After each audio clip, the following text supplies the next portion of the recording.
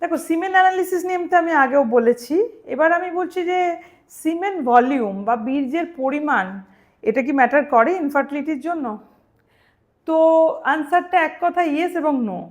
যেমন ধরো এটা এর সব কিছুর একটা ভলিউমটার একটা ভ্যারিয়েশন আছে, হ্যাঁ। তো অ্যাটলিস্ট বলা হয় 2 ml হলে সেটা লোয়ার কাট অফ বলি আমরা, কিন্তু অনেক সময় দেখা যায় কারো কারোর এত ভালো কাউন্ট আছে 1 mlও কাউন্ট ইজ ভেরি গুড, তো সেই ক্ষেত্রে তার ম্যাটার করছে না। অনেকে ধরো ফ্রিকোয়েন্টলি ম্যাস্টারবেট করছে বা আগের দিনই হয়তো ইন্টারকোর্স করেছে, সেই জন্য তার ভলিউমটা একটু কম এসছে। এটা normal physiological, day to day এটা চেঞ্জ হতে থাকে। তবে এটা বলে রাখি যে কেউ যদি অনেক দিন ধরে ইন্টারকোর্স না করে বা ম্যাস্টারবেটও না করে, তাই সেই ওই স্পামটা জমিয়ে রেখে কোনো লাভ হয় না, তাতে ট্র্যাক্টেড ডেড স্পাম জমে যায়। তো সেটা বের করে ফেললে আরও নতুন ভালো কোয়ালিটির স্পাম বেরোবে, এটা অলওয়েজ মানে আমি সবাইকে অ্যাডভাইস করি, হ্যাঁ।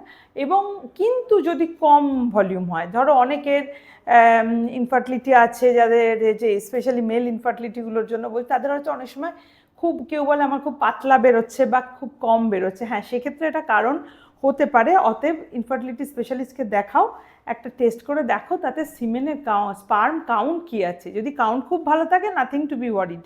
বাট অনেক সময় হতে পারে এটাই হচ্ছে যে সিমটম দিচ্ছে তোমাকে যে তোমার কাউন্টে প্রবলেম আছে।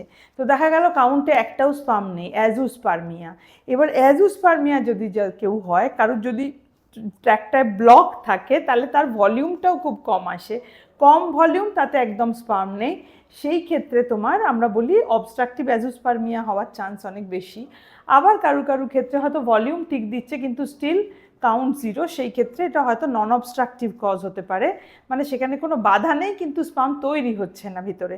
তো এই একটা কথা, একটা পয়েন্ট, ভলিউম কিন্তু অনেক কিছুর ইন্ডিকেটার, ঠিক ভুল অনেক কিছুর ইন্ডিকেটার। সেই জন্য যদি সন্দেহ হয়, একটা সিম্পল টেস্ট সিমেন অ্যানালিসিস করে দেখে নেওয়া উচিত।